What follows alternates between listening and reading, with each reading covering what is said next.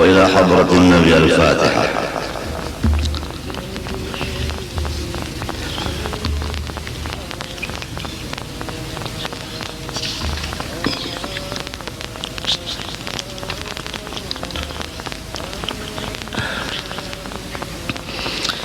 أعوذ بالله من الشيطان الرجيم. بسم الله الرحمن الرحيم. الحمد لله رب العالمين. اللهم صل وسلم وبارك على سيدنا محمد الأمين وعلى آله وصحبه إلى يوم الدين. أما بعد، سبحانك لا علم لنا إلا ما علمتنا إنك أنت العليم الحكيم. ولا حول ولا قوة إلا بالله العلي العظيم العزيز العليم عدد كل حرف كتب ويكتب أبد الآبدين ودهر الدائرين. رضي الله عني وعنكم وعن جميع المسلمين. Qala radhiyallahu anhu. Yang kita baca ini hari adalah kitab yang bernama Atiyah Al-Haniyah wal Wasiyah Al-Mardiyah wal Jazwah Al-Mudiyah, karangan Maulana Al-Imam Al-Habib Ali bin Hasan bin Abdullah bin Husain bin Umar bin Abdurrahman bin Aqil Al-Attas Ba'alawi, yang di nomor 50.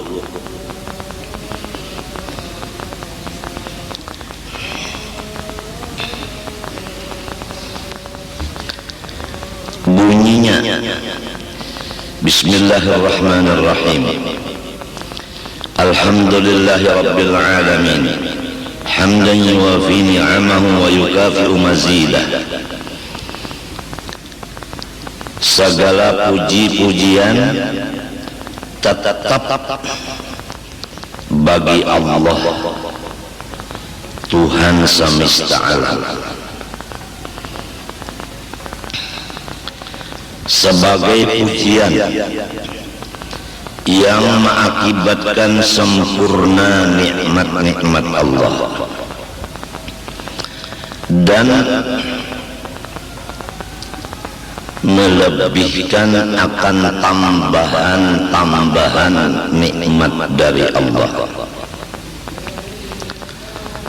Semua hamba yang memuji Allah pasti akan ditambah Allah segala nikmat-nikmatnya sampai sempurna.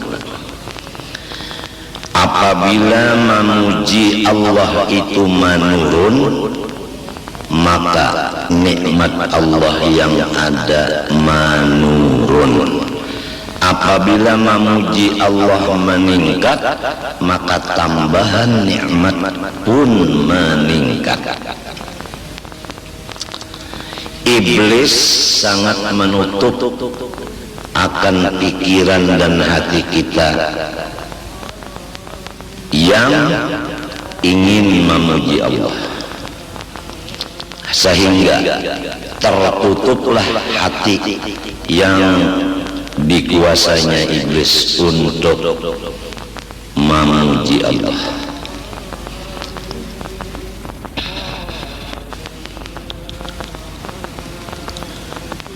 Akibatnya nikmat-nikmat Allah yang ada diambil oleh Allah Ta'ala. Jadi iblis bujur-bujur kada senang melihat orang dapat nikmat. Inya berusaha supaya nikmat itu habis.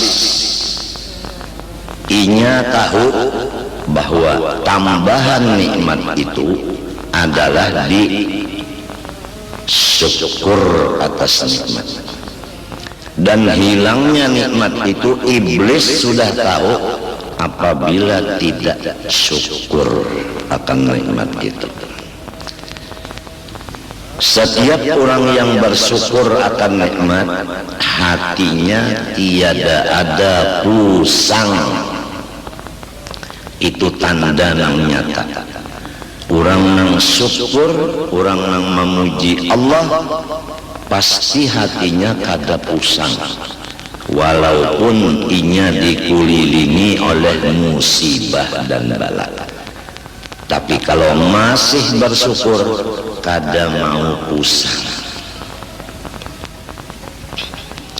Iblis menyatakan cara-cara inya untuk merusak hamba Allah. Ujar iblis, summa la'atiyannahum min baini aydihim wa min khalfihim wa an aymanihim wa an syama'ilihim wa la tajidu aktsarahum syakirin.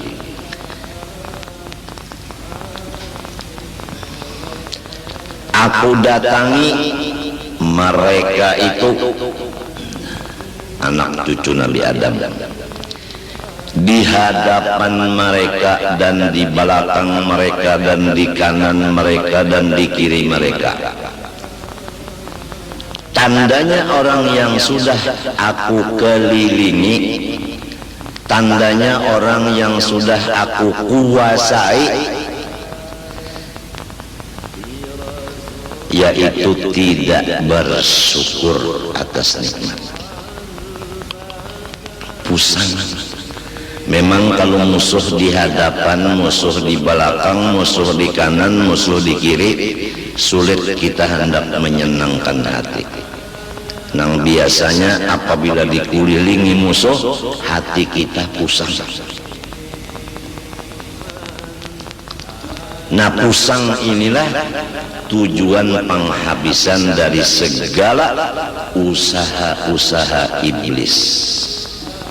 Apabila orang itu sudah pusang, ampih iblis itu mahaur, sebab sudah tunduk dan jadi pengikut lawan iblis itu.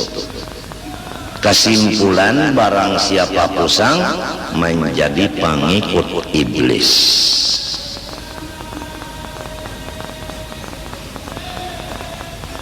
Karena orang pusang itu kada alhamdulillah, kada syukur lawan nikmat Allah, dan kada sabar lawan bala Allah, dan kada menerima dengan senang hati akan takdir Allah dan qadanya Allah. Di hadis qudsi, barang siapa tidak sabar atas balaku dan tidak syukur atas nikmatku dan tiada ridha menerima qadaku, maka hendaklah ia keluar dari bawah kolong langitku dan carilah Tuhan yang lain dari aku. Jadi apabila orang pusang, itu orang yang sudah kada diakui Tuhan lagi hambanya, dan orang itu selama di dunia di bawah langit sampai dikubur di bawah langit juga dikutuk oleh Allah Subhanahu wa ta'ala. Maka bahaya pusang sangat banyak, kada kawat dihitung.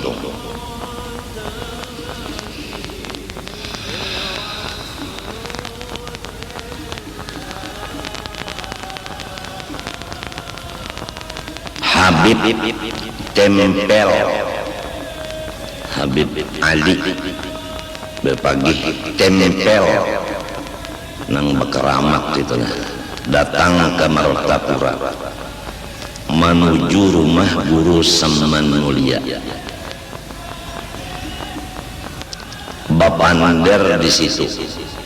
Aku mencari orang yang bersyukur.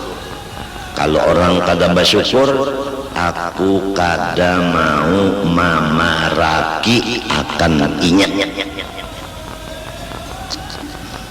Itu kata-kata Habib Ahmad. Tempel ngaran sidin Habib Ahmad Babagi. tempel. Tempel itu di Jogja. Memang kalau orang syukur kawa dikawani, kalau orang kafir nikmat jauh-jauh aja kita. Orang nang kafir nikmat itu sudah jadi pengikut iblis. Orang nang syukur nikmat, orang nang kada jadi pengikut iblis. Atau kata nang lebih mudah, orang nang kada pamusangan itu menjadi hamba Allah. Orang nang pusang itu menjadi hamba iblis. Adapun penyebab-penyebab pusang maka kada bisa dihinggakan daripada banyaknya. Pokoknya apa sesuatu kita hitung dulu. Apabila akibatnya bakal menjadi pusang, kita tinggalkanlah sesuatu itu. Dihitung-hitung dulu. Apabila cagar pusang, kada usah digawi.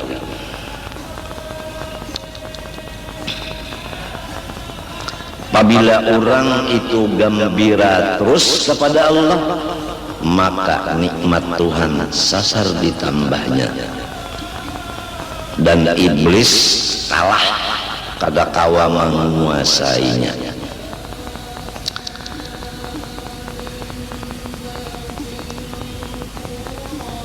Jadi dalam ayat tadi, ulun ganggu di hadapan mereka, di belakang, di kanan dan di kiri, sehingga sampian dapat melihat sendiri ya Allah, bahwa orang yang sudah ulun kuasai itu tidak ada lagi bersyukur akan dia.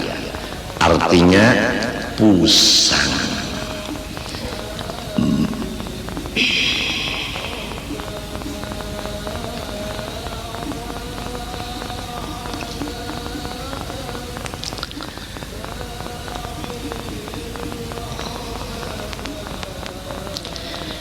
Arhamir Rahimin, sambungan kitab. Tuhan nang memelihara semesta alam tadi paling kasih sayang dari semua orang yang bersifat kasih sayang. Umpama kita terangkan di sini.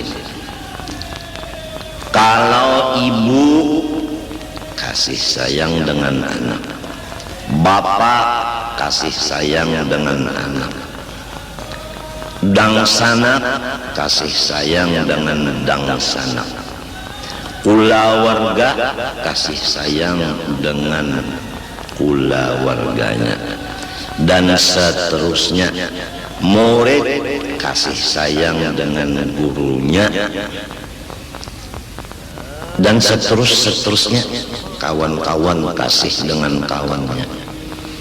Hitung beberapa orang nang kasih sayang lawan kita, maka nang paling kasih sayang bujur-bujur adalah Allah. Nang lain dari Allah itu kasih sayangnya terbatas.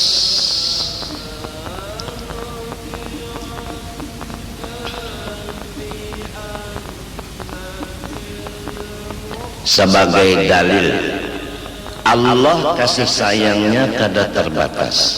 Yang lain dari Allah seperti ibu bapak kasih sayangnya terbatas. Sebagai contoh, kalau yang lain dari Allah, misalnya ibu bapak, pernah terjadi ibu dan bapak itu mengeluarkan lidah kepada anak kandungnya dengan perkataan, nyawa bukan anak unda lagi, nyawa kada anak unda. Pernah terjadi kita mendengar kayak itu orang lawan anaknya. Murid pernah berkata lawan gurunya, pian bukan guru ulun. Nah itu. Kawal pernah berkata dengan kawalnya, kita ampihan bakawal, nyawa kada kawal unda lagi. Itu contoh bahwasanya kasih sayang orang yang lain dari Allah bisa berubah.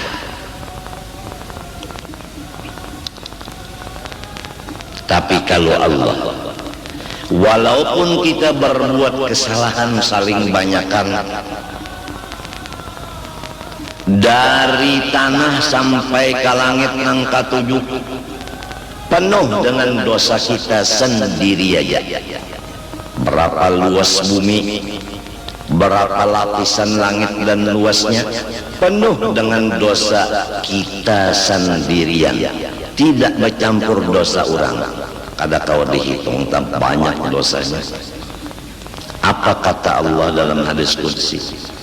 Hai hambaku, jikalau dosa-dosa engkau dari bumi sampai ke langit nang katujuh penuh, tapi ikam tahu, tapi ikam yakin bahwa aku ada mempunyai sifat kekuasaan untuk mengampuni dosa-dosamu, semuanya aku hapuskan.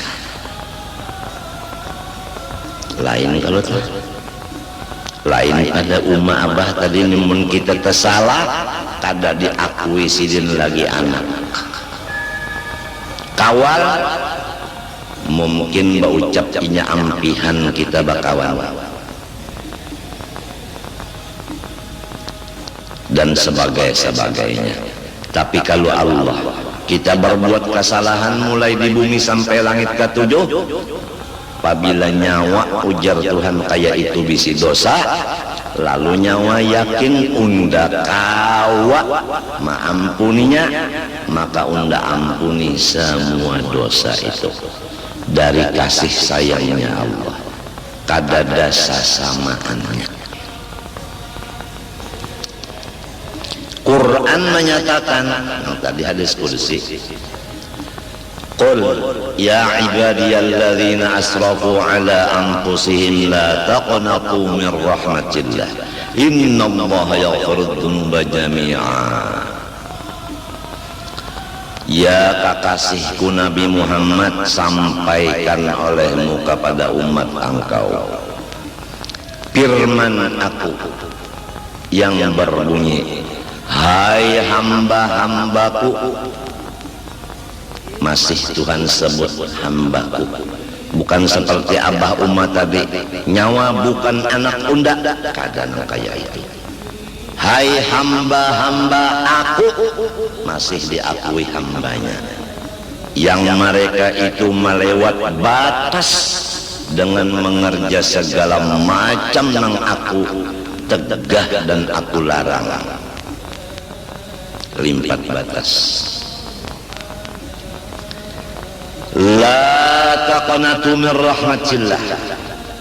Jangan sedikit-dikit kamu itu putus asa daripada kekasih sayanganku kepada kamu nang banyak mengerja dosa.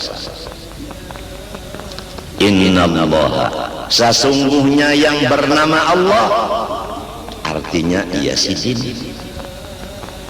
Jadi Tuhan menyambat ngaran sidin, Tuhan menyambat nangaran sidin. Nang tadi ya ibadi, hai hamba-hambaku. Nah di situ aku. Di sini innallah, bahwa orang yang bernama Allah. Nah, jadi nang menyebut Allah adalah sidin. Jadi Allah membaca namanya Allah. Nah ini, jadi kalau orang berzikir Allah itu harus ingat, nang berzikir itu sidin, bukan kita. Innallah, sesungguhnya yang bernama Allah yaghfirudz dzunuba jami'a. Terus-terusan mengampuni semua dosa-dosa.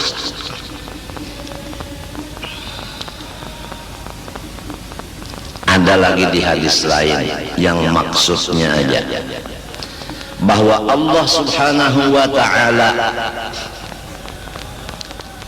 telah berfirman dalam hadis kudusinya, hai hamba-hambaku yang sudah lama berpaling dan berjauh meninggalkan aku, kapan dan apabila kamu menghadap aku dan mendatangi dan memaraki aku, apabila lagi hendak menghadap, apabila hendak memaraki mendatangi aku, apabila, perhatikan bahwa aku terhadap orang-orang yang berpaling lawas, terhadap orang yang berjauh lawas, aku rindu menghadang kedatangannya ke hadapanku. Coba perhatikan, Tuhan rindu menghadang hambanya nang lawas bapaling dan lawas bajauh lawan sidin. Rindu sidin menghadang inya mau datang ke hadapan sidin. Begitu sifat Allah. Lamun abah lawan umat nang sudah baucap tadi nyawa lain anak bunda, sidin kada ingat lagi lawan kita. Kalau pangrindu sidin, mudahan anakku datang, munnya datang kena hendak aku beri modal, kada ada. Alhamdulillah inya berjauh sudah, munnya di sini masih hijalugin bari malu unda. Kalau kawal tadi pak kita ampih bakawalan lagum garing kawal tadi nih alhamdulillah inya garing tanda katulahan lon unda.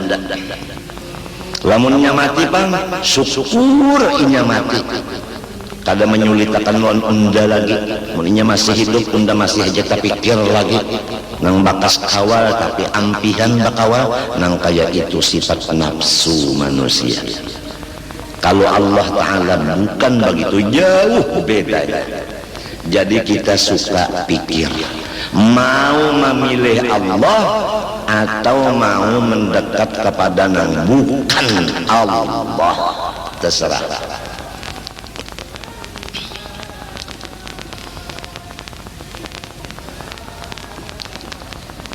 Apabila lagi hambaku nang jauh hendak baparak, aku rindu menunggu inya mau baparak lawan aku.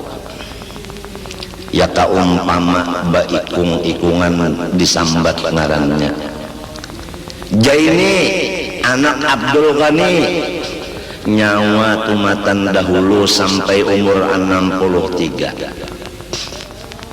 Utak dan hati nyawa membelakangi unda. Siang malam nyawa bajauh dari unda baparak lawan makhluk. Unda jaini rindu benar, utak dan hati nyawa itu mendatangi unda, menghadapi unda.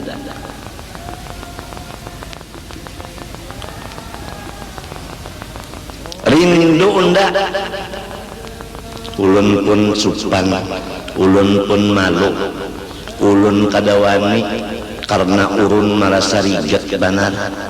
Nang wajib-wajib gin banyak tertinggal ulun, apalagi nang sunatnya.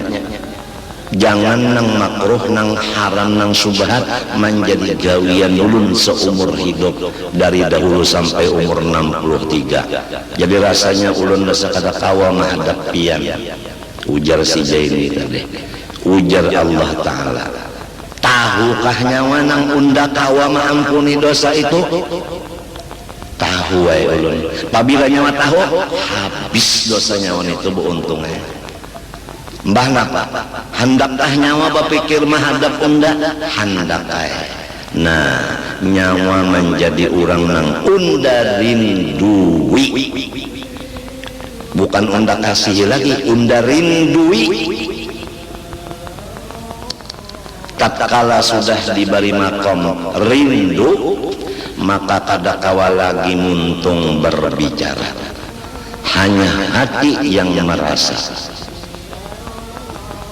Kalau lidah daripada membicarakannya apabila diberi Tuhan makom rindu.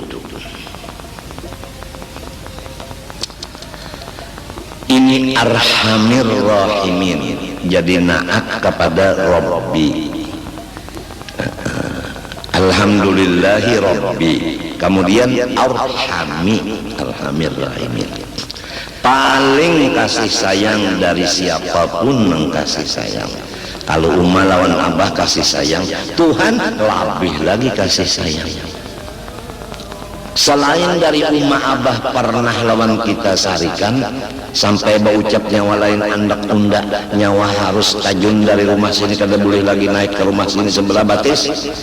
Nang iyanya Umma lawan Abah kada maujudkan awak kita, nang maujudkan awak kita Ar-Rahman Ar-Rahim.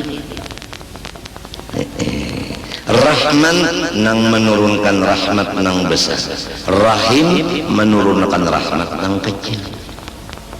Di mana rahmat nang besar, yaitu di roh kita. Di mana rahmat nang kecil, yaitu di jasad kita. Rahman nyatanya roh kita, Rahim nyatanya jasad kita. Maka penuh roh kita dan jasad kita dengan rahmat, maka tidak ada yang lain dari rahmat di badan kita seluruhnya. Semoga Allah merasakan kita yang demikian. Kalau sudah kita merasa bahwa diri kita ini rahmat sebukuan, insya Allah iblis kada lagi mengganggu kita.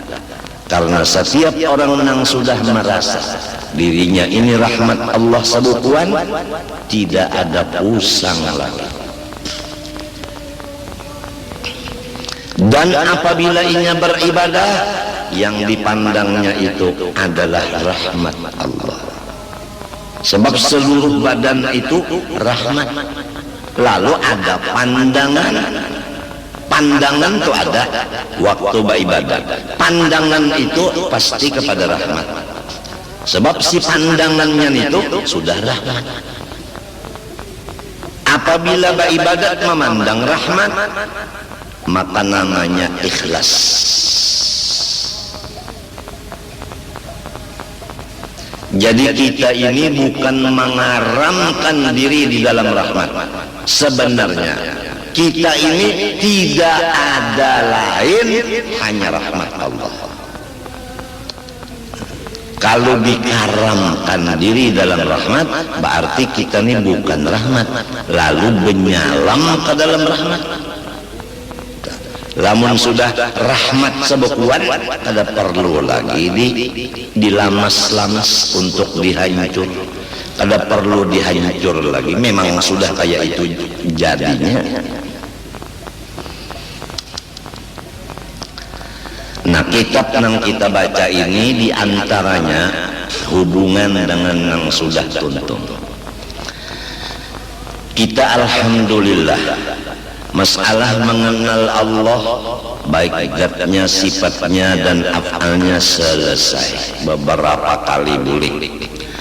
Cara-cara pengamalan wujud yaitu zikir dan sifat kidam baqa mukhalafah sudah selesai beberapa kali boleh. Ditangati sidin di akhir kitab itu jangan membaca nang lain dari nang ini. Ditangati sidin di situ janganlah orang awam dibawa membaca nang tinggi-tinggi sifat 20 karena menyebabkan mereka menjadi kafir.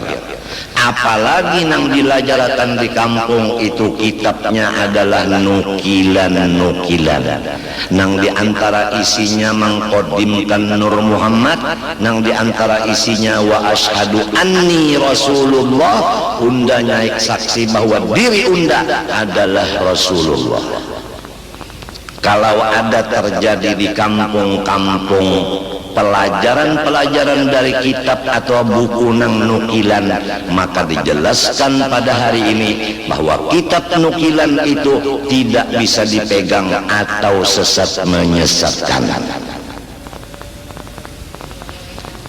Adapun urusannya nang cagar membasmi pelajaran itu, maka nang sudah berlaku adalah tugas MUI atau MUI, Majelis Ulama Indonesia.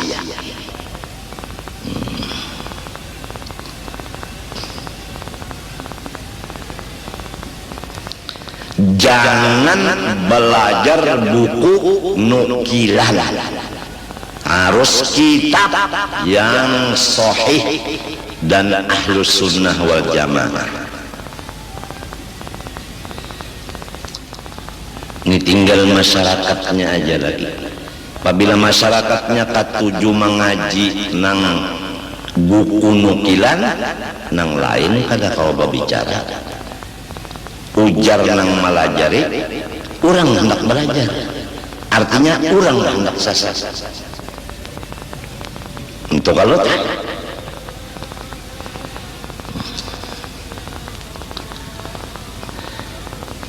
tapi nang kakaya itu tah, iya nang tadi pabila nyawa nang sasat ne hendak babujur mahadap unda rindu benar menunggu nyawa datang minta ampun lawan unda.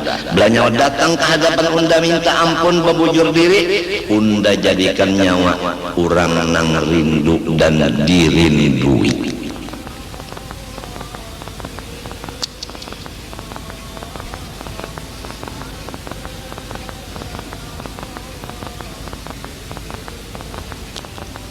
Ada sedikit orang alim bahari nang sampai mencocorkan air mata, menangis karena menyadari satu huruf daripada Quran, yaitu huruf ya. Huruf ya di dalam nang ayat tadi, ya ibadi, kan ya ba'alif ain ba alif dal, limbahnya dal iya. Iya nang sesudah dal ini banyak menangiskan orang alim, karena mun kada alim kada tahu maknanya iya itu. Mun orang nang kampungan kada tahu makna iya. Hai hamba-hamba aku yang mereka itu banyak benar dosa. Lalu alung ulama-ulama bahari, aku nang banyak dosa nih, masih dikiosidin hambaku, masih disambat sidin hamba unda, padahal dosa banyak benar. Nah, karena Tuhan ini masih mengakui hamba, padahal seorang yakin dan sadar bahwa dosa seorang ini banyak benar kada kehitungan, lalu menangis. Kayak inikah ya Tuhanku sifat pian lawan ulun, nang mestinya ulun kada diakui hamba lagi. Mari nyawa menghadap unda rindu menunggu kedatangan nyawa, nangka itukah pian. Lalu ulama-ulama nang dahulu itu menghadap Allah. Para hadirin, kita bisi muha sabuting, kada ada orang bisi muha dua. Apabila muha menghadap ke masyrik, pasti membelakangi akan maghrib. Jelaskah? Jelaskah? Apabila menghadap muha ke masyrik, mesti membelakangi maghrib. Bujurkah?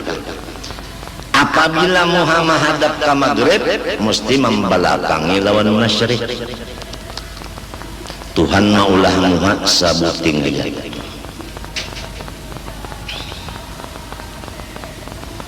Hati pang, hati pun satu, kada dua. Apabila menghadap ke masyrik, pasti hatinya membelakangi lawan maghrib. Apabila menghadap maghrib membelakangi masyriq. Ma ja'alallahu li rajulin min qalbayni fi jawfihi. Tidak ada Tuhan mengulahkan dua biji hati di dalam rongganya manusia. Apabila hati menghadap Allah, pasti membelakangi semua yang lain dari Allah. Coba kita perhatikan. Apabila hati menghadap Allah, pasti membelakangi semua yang lain dari Allah. Oleh sebab itu, orang-orang alim bahari itu riwayatnya di akhir umurnya meninggalkan masyarakat karena hatinya menghadap Allah. Sudah tuhuk, inya hatinya menghadap makhluk itu sudah tuhuk.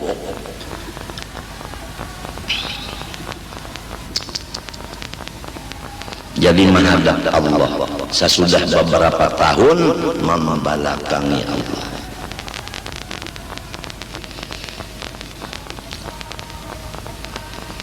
Ada kita ini orang awam memohon syafaat beliau itu aja.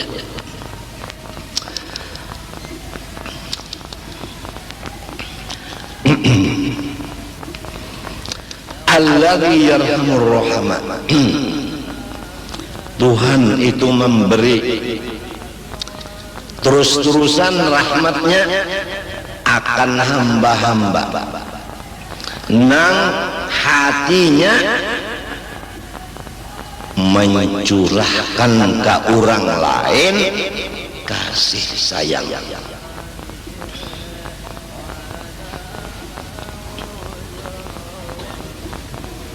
Jadi kita ulangi sekali lagi tadi kurang nampak.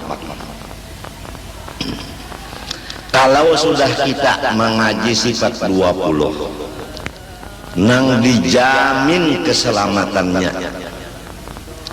dan mendengar kita sama-sama, jangan membaca kitab lain kalau belum ahlinya, dan jangan membaca kitab nukilan-nukilan nang itu semuanya sesat menyesatkan. Seperti nang ada isinya mengkodimkan Nur Muhammad, seperti ada nang di situ tulisannya wa asyhadu anni Rasulullah, aku naik saksi bahwa diriku adalah Rasulullah, dan lain-lain lagi. Setelah itu kita sudah juga dibacakan mulai air mutlak sampai istinja, sampai wudu, mandi wajib dan sembahyang.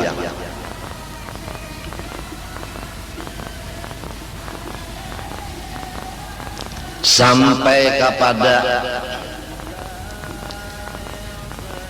zakat, puasa dan haji. Selesai sudah fikih halal haram seperti riba dan lainnya, sudah selesai beberapa tahun mulai di Keratun sampai di sini. Kemudian dilajari pulang akhlak seperti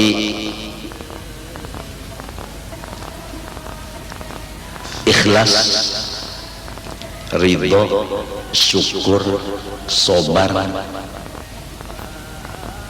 dan menjauhkan dari riya, ujub, sum'ah, takabur dan macam-macam. Sudah beberapa tahun kita dudukkan.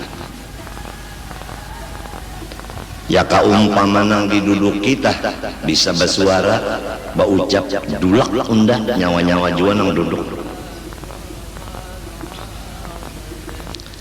Kemudian sampai kepada kesimpulan, yaitu tujuan yang dikaji semuanya itu baik tauhid maupun fikih maupun tasawuf, supaya kita takwa kepada Allah, karena takwa itu wasiat Allah bagi seluruh hambanya.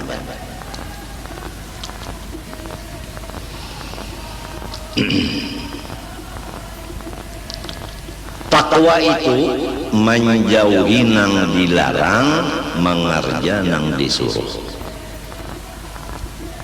Supaya kita kawa menjauhi nang dilarang, maka diwajibkan mengetahui nang dilarang itu atau dosa-dosa itu. Sudah kita baca akan dosa di hati sekian macam, 1, 2, 3, 4, 5 tuntung sudah jelas sudah. Masing-masing merasa ada di hatiku nang itu. Kemudian dosa di mata, masing-masing mengaku aku ada dosa di mata itu. Kemudian di telinga demikian, di parut demikian, kemudian pulang di kemaluan, kemudian di tangan, di batis, masing-masing mengaku ada kesalahan. Kemudian dosa seluruh badan, yaitu durhaka dengan ibu bapak, masing-masing mengaku memang aku nang kaya itu. Kenapa jadi mengaku? Karena sorong kada hendak merasa bersih dan suci. Sesudah mengaku banyak dosa terlanggar karena tahu bahwa memang gawianku dosa. Lalu mendengar pula akibat-akibat perbuatan dosa, di antaranya nang pribadi, yaitu siang malam seumur hidup mengaji ilmu agama kada dijadiakan alim. Aturannya namun 10 tahun mengaji jadi alim nang besar. Tapi kenapa 15 tahun belajar kada mau alim? Contohnya sebutin 10 tahun belajar Quran, ia tak membaca masih salah. Khusus belajar pulang tajwid kada samunyaan, nang dilajarakan makhraj huruf. Ya misalnya ro nang dibaca 5 tahun kada bisa bujur ingganya ro. Sekali-sekali bisa juapang membaca ro tadi bujur, tapi nang banyak salah. Dilajari oleh nang abah. Nak ikam nak makan apa bisukan nenek? Nasi goreng ya. Nasi goreng. Ujar abah, nasi goreng. Goreng. Goreng. Goreng.